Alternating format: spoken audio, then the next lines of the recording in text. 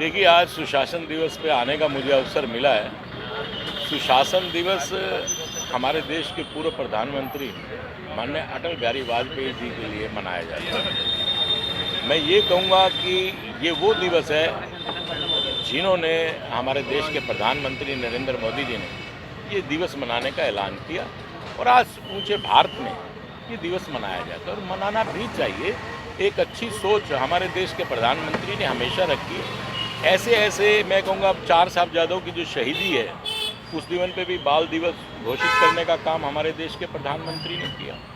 और जो अटल बिहारी वाजपेयी जी के जीवन के बारे में जहाँ बताया जाता है उन्होंने देश के लिए क्या किया वो सब बताया जाता है। याद होगा आपको वो किस्सा जब हमारे देश के प्रधानमंत्री माननीय अटल बिहारी वाजपेयी थे और उसमें पाकिस्तान ने कहा था कि हिंदुस्तान के ऊपर हम मिसाइल फेंकने का काम करेंगे।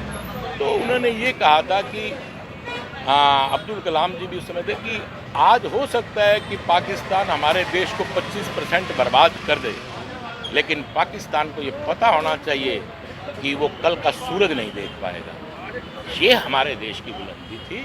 और अटल बिहारी वाजपेयी जी तो एक ऐसे नेता थे जिन्हें कांग्रेस ने भी उन्हें विदेशी दौरे पे भेजने का काम किया। तो मैं उस समय की मुख्य प्रधानमंत्री जी की भी तारीफ करूंगा जिन्होंने चुना कि अटल बिहारी वाजपेयी जी ऐसे एक नेता हैं जो जाकर विदेश में प्रत्येक विदेशी की बातचीत करने के उसको सामना करने का काम करेंगे और हिंदुस्तान को ऊंचाइयों पर ले जाने का काम करेंगे। और वो काम करके भी दिखाया अटल बिहारी वाजपेयी जी ने। तो मैं तो यही कहूँगा ये सुशासन दिवस जो है जो एक सोच के साथ बनाया गया, ये विशेष तौर पर जनता, प्रशासनिक अधिकारी और सरकार के बीच का एक रूप है, ताकि सरकार को जो बातें पता लगती हैं, जो आम जनता की भावनाएं हैं, वो प्रशासनिक अधिकारियों को कहें और आगे वो जनता के काम को अमली जामा पहनाने का काम करें। इसी सोच के साथ ही माननीय अटल बिहारी वाजपेयी ने राज करने का काम किया। अच्छा, उनकी महत्वाकांक्षी योजना थी ग्राम सड़क योजना, वो पूरी की।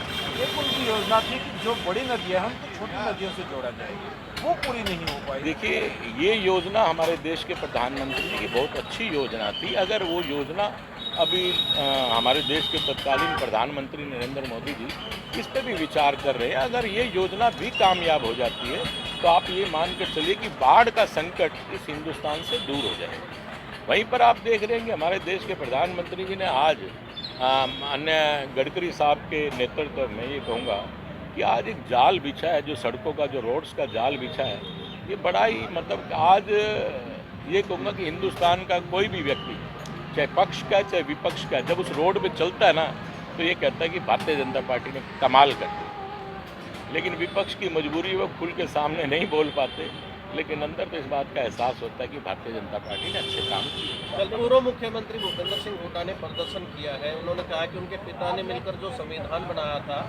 उसको बीजेपी खत्म कर रही है और बीजेपी अपमान कर रही है बाबा साहब का। देखिए, मैं ये कहूँगा बाबा साहब इस देश का जिन्होंने संविधान बनाने का काम किया, आज भी जो बच्चे इस देश की भूमि में पैदा होते हैं वो बाबा साहब के मैं कहूँगा कि ऋणी हैं, जिन्होंने एक ऐसा संविधान बनाने का काम किया। हमारा देश पूर्ण रूप से इस पर चल रहा है।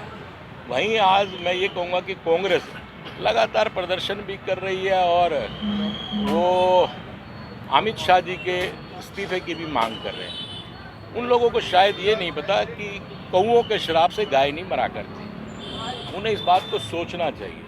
आज वो अमित शाह जी की बात करके कि अमित शाह जी ने अम्बेडकर सुने, तब आपको पूरा क्लियर हो जाएगा किस प्रकार से अमित शाह जी ने ये कहा कि कांग्रेस ने ही अम्बेडकर साहब का नाम धूमिल करने का काम किया और जब वक्त था इलेक्शन का तो अम्बेडकर साहब का उन्होंने साथ भी नहीं दिया। और आज कांग्रेस उनके नाम को भुनाना चाहती है। अगर कांग्रेस को याद हो, लोकसभा रही चाहे हरियाणा की विधानसभा रही, अम्बेडकर साहब का जो प्रतिमा है वो लगाने का काम किसने किया? भारतीय जनता पार्टी ने किया। भारत रत्न किसने दिया? भारतीय जनता पार्टी ने दिया। अगर इतना ही बाबा साहब से लगाव था, इतना ही प्यार हुआ, आज जो सड़कों पे निकल कर अपना प्यार दर्शाने का काम कर रहे हैं, वो उस समय दर्शाते ना प्यार। उन्होंने क्यों नहीं बाबा साहब को इतना महत्व दिया? आज भारतीय जनता पार्टी ने उन्हें बाबा साहब को पूर्ण रूप से महत्व दिया और ये इस्तीफे को लेकर ये तो अपने आप को कांग्रेस चमकाने का काम कर रही है।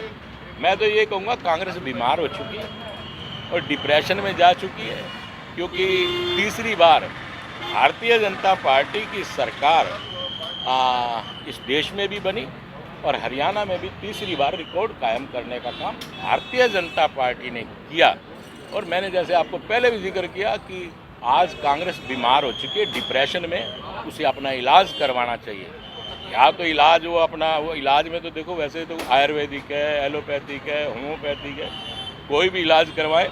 वैसे मेरी माँ कहती होती है, वैसे हम भी डॉक्टर हैं, कि कभी कभी हम लोग क्या करते हैं कि दवाइयाँ काम नहीं करती तो झाड़ फूक काम करता है। अगर उससे ठीक नहीं होता तो झाड़ फूक करवाए कांग्रेस, हो सकता है उससे उसका इलाज हो जाए। अच्छा, दिल्ली के एलजी ने एक अभियान चलाया दिल्ली के अंदर, जितने भी रोहिंग्या हैं अवैध रूप से रह रहे हैं, बांग्लादेश से अवैध रूप से, उनको आइडेंटिफाई किया जा रहा है। क्या हरियाणा में भी इस तरह का प्रावधान होना चाहिए? देखिए, बिल्कुल होना चाहिए। जो लोग यहाँ पर इस ढंग से रह रहे हैं उनको हिंदुस्तान की धरती पर रहने का कोई अधिकार नहीं है। जो आइडेंटिफाई है वही हिंदुस्तान की धरती पर है, वरना किसी को रहने का अधिकार नहीं है। वो उस चीज़ का फ़ायदा भी उठाते हैं। जो देश में कई प्रकार की गतिविधियाँ, उग्रवादी गतिविधियाँ होती है तो वो एक कारण भी बनते हैं। तो इस चीज़ को क्लियर करना चाहिए हम लोग। हरियाणा का शीतकालीन विधानसभा सत्र कब होगा? उम्मीद है कि बजट सत्र आएगा तो फरवरी में होना चाहिए। उम्मीद तो यही कर सकते हैं। चुनाव आयोग ने कुछ नियमों में बदलाव किया, जिसको कांग्रेस का कहना है कि भाजपा ने नियमों को बदलवाया है अपनी कमियां छुपाने के लिए। आज कांग्रेस बिल्कुल सिमट चुकी है, उसके पास कोई चारा नहीं बचा। आज कांग्रेस इन्हीं सभी बातों की आड़ में, मैं ये कहूँगा कि अपनी बातों को रखने का काम कर रही है हिंदुस्तान की पब्लिक के सामने। और आज कांग्रेस बिल्कुल जीरो हो चुकी है और आने वाला समय भी जो कांग्रेस के लिए, वो इससे भी अगर कोई डाउनफॉल, जीरो से डाउनफॉल भी हो सकता है तो वही होगा। मैं इस विशेष तौर पर आज मुझे यहाँ पर इन सभी ने चाय के लिए निमंत्रण भी दिया है और सुरेश जी की चाय बड़ी फेमस है, मुझे यहाँ आने का अवसर भी मिला और उनकी चाय पीने का अवसर भी मिला। और इन्होंने तो कहा था जी आपको शुगर है, फीकी पिलाएं। मैंने कहा रोहतक से प्यार इतना तो मीठी है। चाय पीने का भी काम किया और मैं सबका धन्यवाद भी करता हूं। सवाल हो रहा है, कांग्रेस की सूची आने थी प्रदेश अध्यक्ष की, लेकिन जो प्रभारी हैं दीपक बावरिया, उन्होंने रोक दिया उसको। वो कारण क्या मानते हैं? तो क्या करें आप बताइए। आज कांग्रेस बिल्कुल समाप्त हो चुकी है, आपस का कलह ही समाप्त नहीं हो पा रहा। और ये फिर भी इनका पारिवारिक मामला, इसमें हमारा बोलना बनता भी नहीं। ये इनका अपना पारिवारिक मामला है, परिवार ही आपस में ख़त्म हो चुका है। क्योंकि सबको जो लूटने की, हरियाणा को लूटने की चाह थी ना कांग्रेस को, वो समाप्त। Thank you.